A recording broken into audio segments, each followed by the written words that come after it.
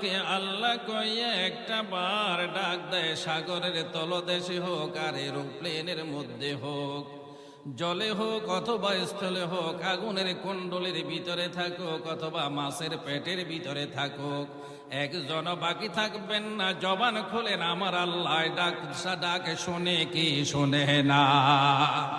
জবান খুলেন, শুনে কি শুনে না?